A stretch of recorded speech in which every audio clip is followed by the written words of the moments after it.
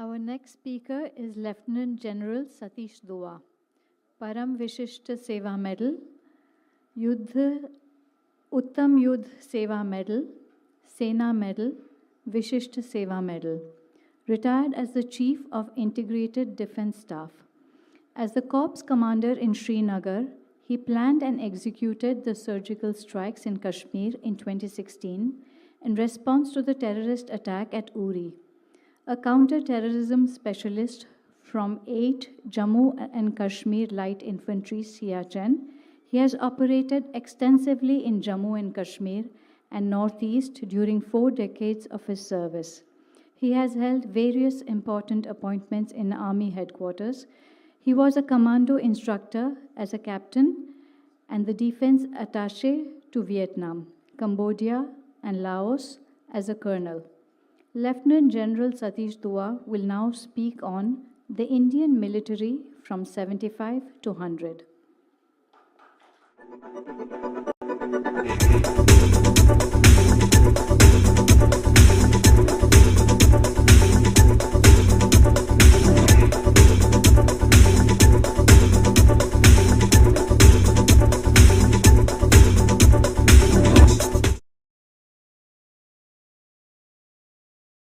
You know, what are the two most difficult things to do? The first is to climb a fence leaning towards you. I mean, it's a very tough thing to climb a fence leaning towards you. And the second is to try and hold the attention of an audience on the third day, the last talk, practically the last talk, third day of the Lit Fest. So I thank the organizers of Pondi Lit Fest. They are all seated here in front. For giving me that honor of the last talk on the third day. Thank you very much. And I will try to keep this brief because I'll be happy to take questions. And this is a very different kind of topic than what we've been hearing, so I'll be happy to answer questions. But before that, since Shiv sitting there, Shiv Arur, mentioned, and he started with that, so just to lighten up the mood, I'll talk about the issue that he said. He pointed towards me and said, General Dua is here and did the surgical strike and that bottle of whiskey. All right. Everyone knows about the surgical strike, so I won't belabor on that. But I will like to say one fact before I get on to that bottle of whiskey to lighten the mood. When you hear of Uri, when I say Uri, what comes to your mind first? Josh. How's the Josh? Hi, sir. The surgical strike, right? Everything. But for me, Uri is a dark Sunday, the darkest day of my life, because on 18th of September 2016, the suicide terrorists got into our camp at Uri and we lost 18 soldiers. 18 young lives lost on my watch. That is something that I will never be able to forget till my dying day. Yes, after that, for the first time ever, we turned it into a strike. We went across multiple locations. We did what is now known as surgical strike. That all happened, that planning happened. The defense minister came that very day. It happened in my office. Well, that was the good part. But I was just trying to put it in perspective that we tend to forget Uri. In the brave action by the commandos, we tend to forget the 18 young soldiers who lost their lives. And to the bottle of whiskey. So, that day when you all heard the press announcement with the DGMO announcing that we have done the surgical strikes and we did this, we went across and we did this because they attacked at Uri, and he also called up his Pakistani counterpart. I'm sure you all are aware. He called up the DGMO there and told him that we have done this because you did Uri. We reserve the right to do it again if you do such high-profile attacks. And around that time, just after the conference was over, the main officers, the commanding officer and a couple of team commanders of the battalion, he mentioned 4 para-commandos, 4 para-SF special forces, we had got them by a chopper for debriefing, so getting details of the operation, and in my operations room. Before they commenced the debrief and started telling me about it, the boy who brings tea and coffee, he entered with a tray, but only he did not have tea and coffee. He had a bottle of Black Label. And I said to my staff officer there, I said, these special forces officers, they actually chew up their glass. I don't intend to give them a glass. This is a fact, ladies and gentlemen. They, as a matter of this thing, some tradition, after a drink, they chew the glass off. They actually chew off a portion of the glass. That's something I can't accomplish. The special forces can. They can do anything. So, and I took a bottle and I poured it into their mouths one by one. Till one of the majors plucked up courage and said, "So may I do that to you also?" And he took the bottle and gave it to me. I'm only trying to tell you how happy we were at that moment. And I told them, the last sentence on this anecdote for you all, I told them, boys, today, you have created history. You've done something that our country will never forget. And fortune favors the brave, as Shiv also brought out in the afternoon. We had just no casualties. Such a humongous operation, caused heavy damage, but I think fortune favors the brave. Thank you. Thank you. I accept this applause on behalf of those brave commandos only who went across and actually executed the operation. Thank you very much. Now, for the next few minutes, my topic today is Indian military at 75 or 75 to 100. So, on this 75th anniversary, which is at the end of this week, another week from now, I will, in the first part, very briefly recount major milestones that our Indian military has accomplished in 75 years. We all will either take pride in what we've done or even learn lessons from what we did not do very well. Because that is an honest appraisal. And thereafter, I will talk about what do we need to be prepared for and what are we doing about it in the next 25 years. So how did we start? At the time of independence in 1947, Pakistan attacked Jammu and Kashmir. A lot of people don't really understand the nuance. They did not attack India, they attacked Jammu and Kashmir because till October, Jammu and Kashmir had not signed the agreement. Jammu and Kashmir was vacillating between India and Pakistan. The Pakistan army and with some invaders mixed, they came into Jammu and Kashmir, and that pushed, persuaded, or whatever, call it whatever you will, the Maharaja Hari Singh, the king of Jammu and Kashmir, then signed the agreement, instrument of accession as it is called, with India, and then Indian army was inducted. Till then there was no Indian army there. Indian army was inducted on 27th of October. 1st Battalion, the Sikh regiment, went on 27th of October in Srinagar. And thereafter, more forces were inducted. But by then, the time our forces could be inducted, their forces had made some inroads and gains. And then our army started rolling them back. This went on for a couple of months. And then in January, when we were rolling them back, when we had got better of them, I have no answers for this as to why did our leadership then go to the UN and we had a UN brokered ceasefire, whereas that is the time we could have actually rolled them back further. Maybe our leadership was not very experienced. We were just a few months old as a country. I will not expand the discussion to that side. In 1962, in the shadow of peace overtures, there was a lot of Hindu Chini, Bhai Bhai, Chauinlai and Nehru were meeting each other. But China launched an attack in 1962. 1962, well, was a debacle. I have no shame in admitting it. But it was more of a political failure than a military failure because there were several military battles. Each of the battles, the soldiers acquitted themselves so well. They were under-equipped. They had no equipment. In fact, at places they did not have high-altitude clothing to fight in snow-clad areas. And yet, we have this famous battle of Razangla in Ladakh at the altitude of 16,000, 17,000 feet, where 114 men, they've actually fought to what we in the army call last man, last bullet. To the last bullet, the whole company was decimated, 114 of them. When later, several months later, we went on to get their bodies, their fingers were still in the trigger. There's so many of them, they were found like that, frozen.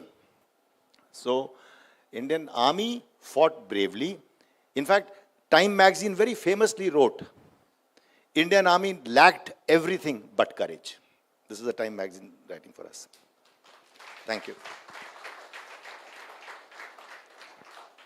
Meanwhile, now Pakistan had joined CENTO. It was getting massive aid from the Central Treaty Organization. It was getting massive aid from the US, military aid. Pakistan got aid to the tune of $3.2 billion. And please remember, $3.2 billion in those days was really something.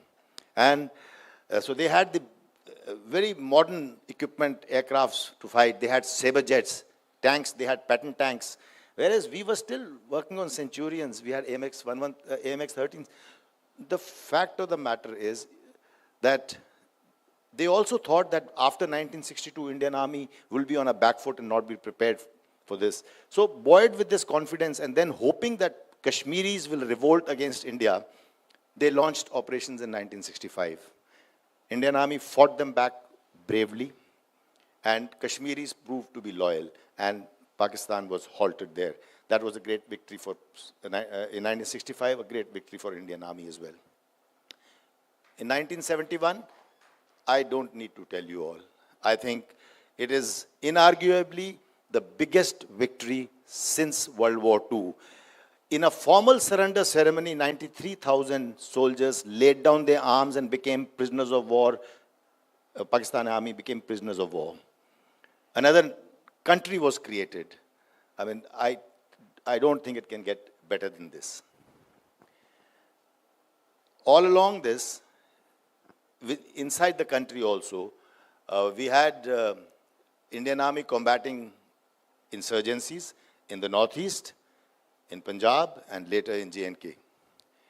So Indian Army was always in combat wherever they were, these wars notwithstanding. In the 80s, in 87 to 88, in fact, up to a bit of 89, 87 to 89, Indian Army went to Sri Lanka to help out the government against the LTT rebels. And there was fierce fighting over there. Now, when we read about it, politically, there are questions can be raised. But as far as the Indian Army is concerned, Army along with the Air Force, I'm sorry, whenever I say Army, I'm an Army officer, so I tend to say, here's an Air Force friend, and I hope you don't feel bad. I mean Indian military, just I use them interchangeably. There, we did our best, and we helped a neighboring country, a friendly country, contain the situation. In 1988, in Maldives, there was a coup, an attempted coup. They requested us for help, and Indian Army and Air Force worked together to thwart that coup. That showed a lot of efficiency and professionalism. That it also shows that how neighboring countries look up to India, whether it was Bangladesh or Sri Lanka or Maldives.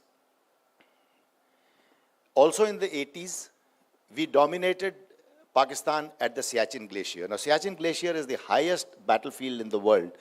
In fact, it was my battalion that carried out the highest attack in the world. On 27th of June, 1987, my battalion, 8th Battalion, the Jammu and Kashmir Light Infantry, we captured what is known as Bana Top. Bana Singh got the Paramveer Chakra, we got one Mahavir Chakra, and a host of other awards. Highest attack in the world, 21,000 feet. 8,000 more and you are at Everest. And at Everest, they go with oxygen. It's an expedition with a lot of followers and Sherpas. That's how it does. Here, we were fighting with weapons. No oxygen cylinders. And I must tell you an interesting anecdote here. So in June, we captured Bana Top. A couple of months later, Pakistan launched a counterattack. They were smarting at this defeat. They launched a counterattack on a post called Bhim Yukat. So on Siala, basically Siala is a pass there. So they launched on Siala, and they were beaten back. So their counterattack was unsuccessful. It was a special services group brigade, that is like their special forces. They launched an attack which was beaten back. The brigade commander who launched the attack was Brigadier Parvez Musharraf. Rings a bell, I'm sure. But he did not forget it. When he became the chief, in fact, initially, even without his political clearance from Nawaz Sharif, who was then the Prime Minister, he launched an intrusion into Kargil. That was the intent of coming into Kargil. If anyone who's been there or seen the map will know that there is one road that goes from Srinagar to Ladakh, to Leh. And by coming and occupying certain heights, mountain peaks, on that, astride that road, they would cut off that road to Ladakh, to Leh, to Siachen. So that was the game plan, that this way they would be able to strangulate Siachen amongst other locations in Ladakh. But then, yes, there also we faltered a bit in the sense that we did not discover it in time.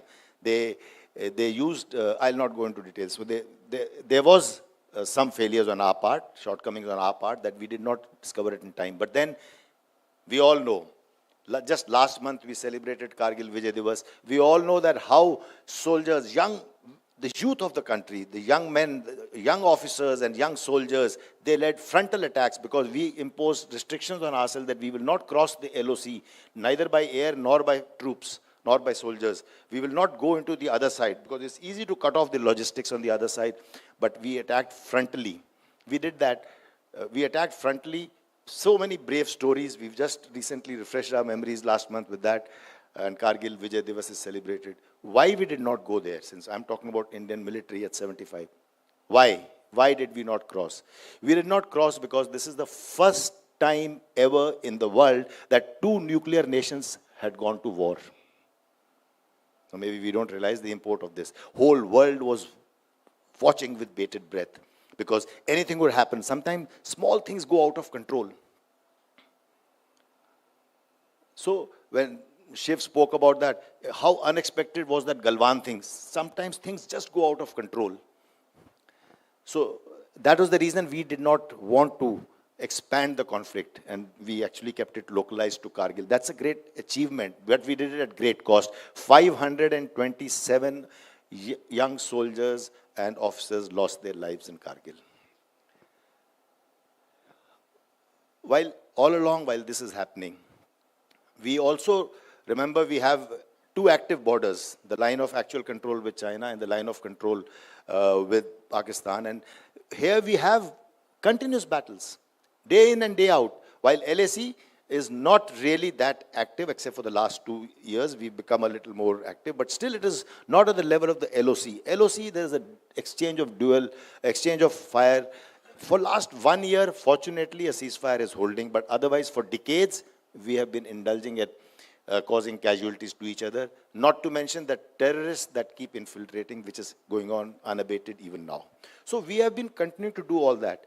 And the last thing I'd like to talk about Indian military before I get on to what we're going to do further is not only these wars, not only these active borders and insurgencies, Indian military also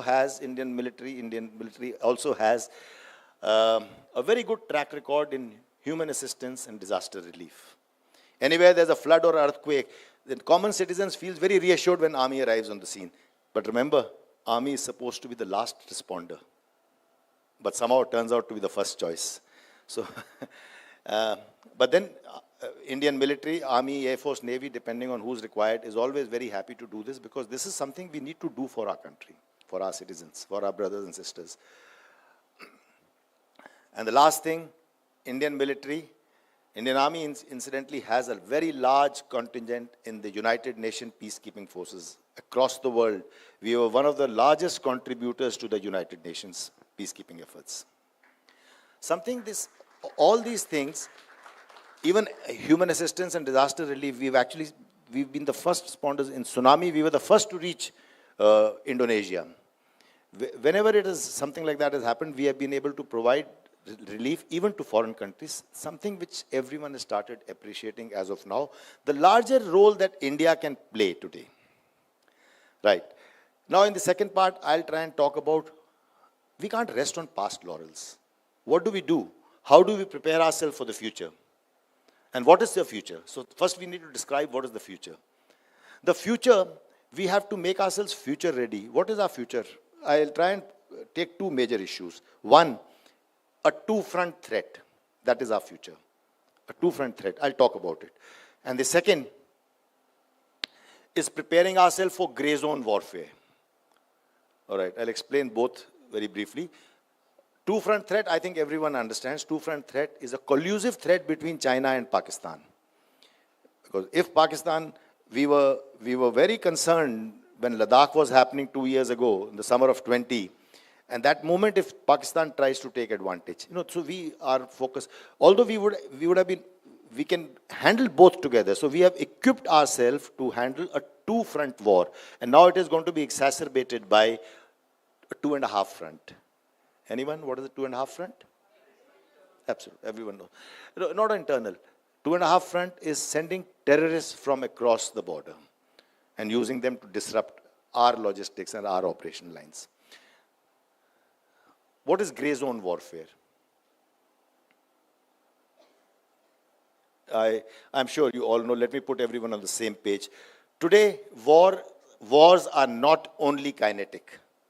Wars are going to be in different domains. We're going to have cyber attacks, so cyber warfare, space warfare, information warfare, legal warfare, dragging someone to the International Court of Justice or Human Rights Commission. So those things do happen because they take advantage of the system of that country itself. As far as information warfare is concerned, don't we know in Russia-Ukraine war what has happened? In Russia-Ukraine war, the information war is being won by Ukraine on the back of Western media, Western technologies. They have actually restricted those technologies. I think we heard in one of the talks here also. They have restricted these technologies to Russia. But then on the other swing, as far as space and cyber warfare is concerned, Russia is very good at it. So Russia plugged out all the communications of Ukraine in the beginning itself.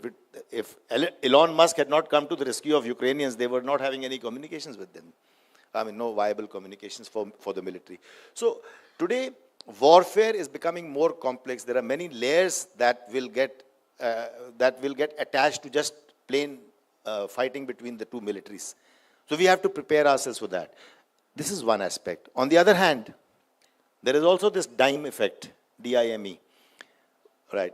Diplomatic leverages, economic sanctions, food security, energy security. What is happening today after Ukraine? Europe is going to be reeling against gas shortages. Their energy security is threatened very badly. They haven't really found an answer. They're just struggling with that as of now also. So all these leverages, all these instruments of power are going to be used together in a multi-domain warfare, and that is our future. So what are we doing about it? There are three things I'll talk about. One is structural reforms, organizational reforms. Two, manpower reforms. And third is no country can aspire to be a regional, let alone a world power, until it is self-reliant. You can't fight the other countries on the back of equipment bought from other countries. So we need to become self-reliant, Atmanirbhar Bharat. We haven't been doing that for so long. We haven't been making a focused effort in that direction. So first one, manpower reforms. That's the quickest. I'll only say it very quickly. Any questions? If we have time, I'll answer them later. This Agnipath, Agniveer, is the first manpower reform that has been rolled out. It has been thrust down, there is no doubt. But I, for one, in fact, you will find more vociferous than those riots and that took place is lack of understanding. Some of them not, the youth realizing, feeling that they are not able to, they will not get a full-time job, etc. But otherwise, this is a reform that time will tell how good it will be, because it has so many advantages. We need to capitalize on the advantages and see how we can marginalize the disadvantages. Second, structural reforms. Organizational reforms was set into motion after the Kargil War. When we raised some integrated structures, integrated headquarters was raised. It was read out in I commanded, I was the chief of the integrated defense headquarters before, when I retired.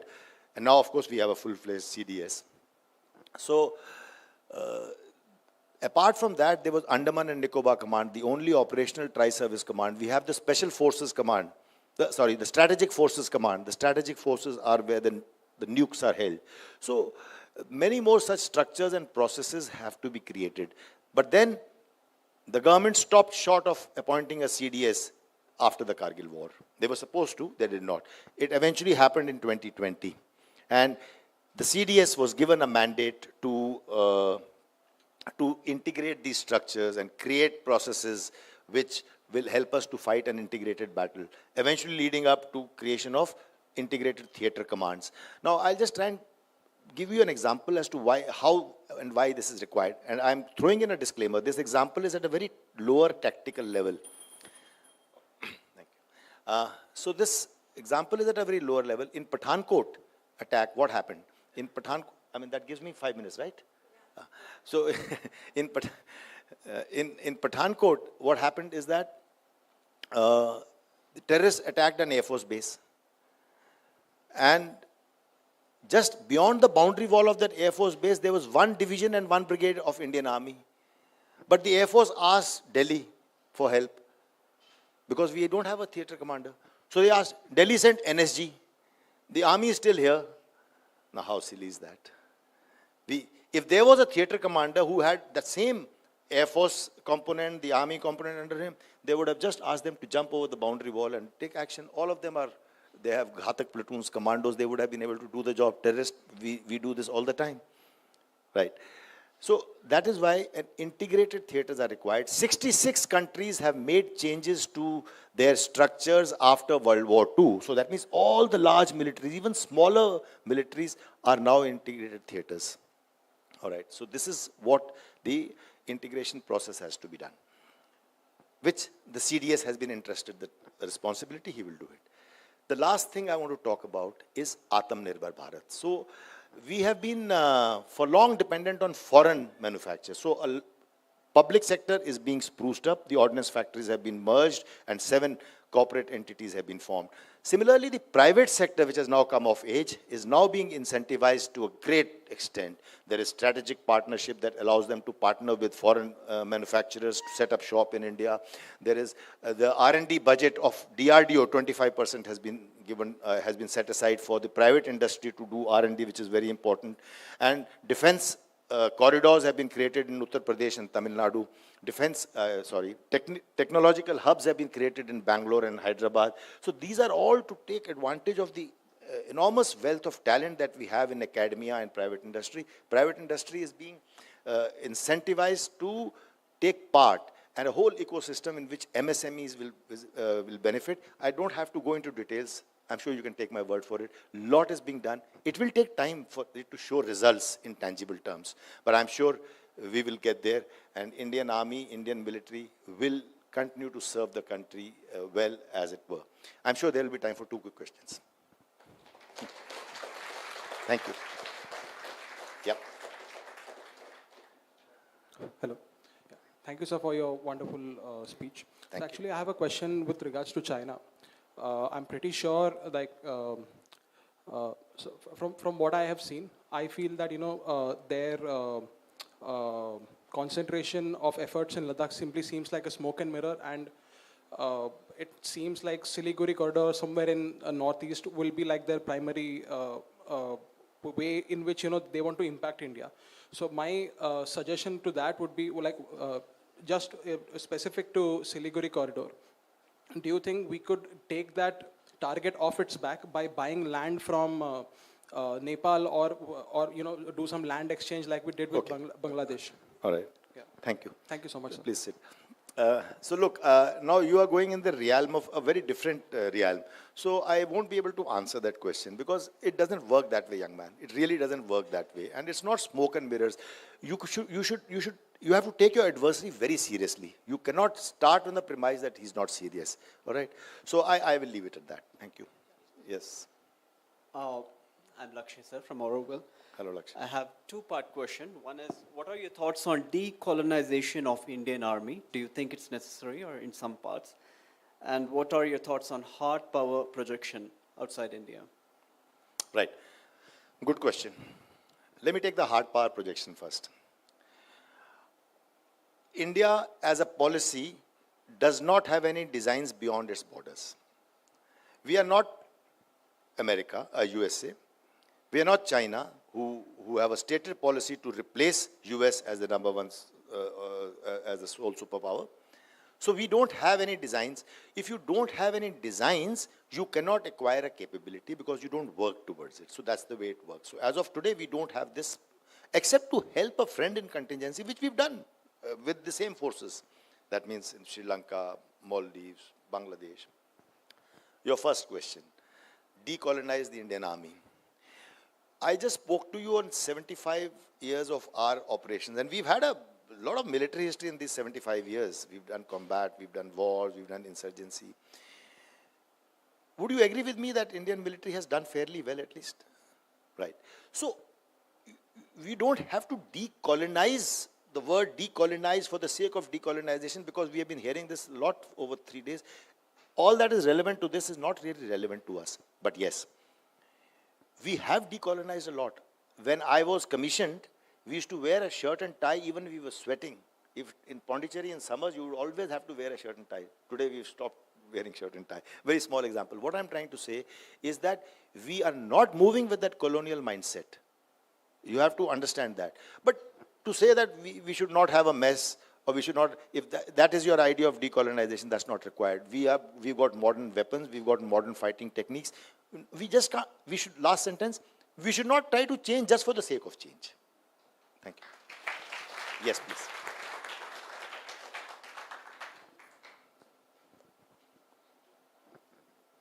Namaste, I'm Anuradha. Namaskar, Anuradha ji. Namaste. So I wanted to just ask about the gender question in the army. So we've included women, but culturally, how equipped are we to see them maybe being tortured in war? So, you are speaking from my side. This is what we have been saying. We have been saying that all along, that in our society is different from Western societies. When we want to say that we must copy them and we should induct women into the military, then we are losing sight of this. This is our argument always, that what will happen when this happens. God forbid if that situation happens.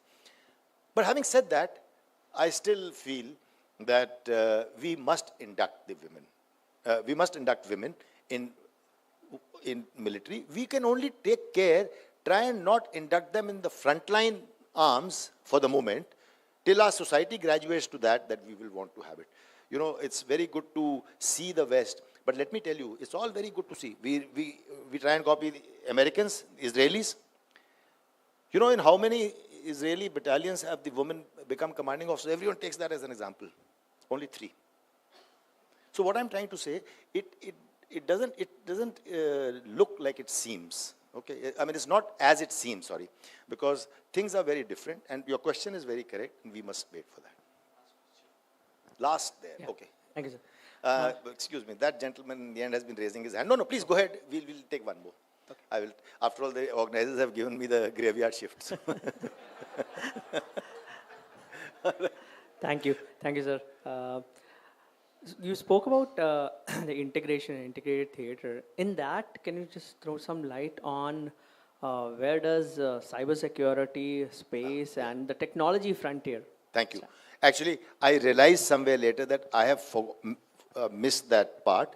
The cyber agency and the space agency has been raised in 2019, right? So they form components of the integrated theater command. Integrated theater will be commanded. Let's say there's a theater against China, one against Pakistan. So one which is against China will not only have the Army, Navy, Air Force, it will also have the cyber component, the space component. It will actually have the MEA component, Foreign Ministry. Foreign Ministry will be posted. That's the way it has to be. So they should understand the foreign policies, and foreign policy should understand what we are doing militarily. I beg your pardon, the Foreign Ministry should understand what we're doing militarily. So it's an integrated theater, and integration does not mean only a tri-services integration. Thank you. Right, the last question, please. Jai Hind, General. Jai My Hind, name sir. is Animesh. You spoke about the information warfare. Yesterday, there was a presentation on economics where they also talk about building narratives. Yes. Today, the only challenge that I personally feel India is facing is the war of narratives. You do 10 good things, one bad thing, and it's all spoiled. The latest Agnipath scheme is an example of that, or maybe any of the incursions that occur in the borders. True. So everyone is trying to build a narrative to it. Shiv is sitting here, he tries to decipher that, and there are journalists like him. Kanchanda, who's part of this fest, he's advisor to the media. But we feel that there is kind of there's kind of a miscoordination between the government apparatus and the government itself, that we are not able to rightly propagate the message to the larger audience. How do you see that this can be mitigated, and the right thing, or what you feel is in the interest of the nation, is communicated to the larger population? Thank you. That's a very good question. I'm glad I forced my way to ask you, for you to ask me this. This is a very important aspect, ladies and gentlemen. Information warfare, like he said in different words, can do or undo. It is make or break. For God's sake, it has helped the elections. We know the elections of the most advanced country in the world. US elections, it's all information warfare. We know what has happened there. Our own elections, let's be frank. So today it is being used everywhere. And not only in war-like scenario, but especially what is happening in Russia, Ukraine. So we need to take example. We need to learn those lessons. There are no easy answers as to how we need. We need to get our act together, that's for sure. Shivarur and his, ilk will continue to do what they do, and we need such watchdogs for that. We need to have our whole act together, and it is beyond just the military. The civil setup has to be integrated. The civil government, all different organs of government have to be integrated. So we need integration at higher levels as well. And for that, we need something that we don't have. We need a national security strategy. And it is only out of a national security strategy, once it is formed and promulgated. China puts out a paper every 2 years or 4 years? 2 years. It puts out a white paper. Yeah. So every US puts out its national security strategy.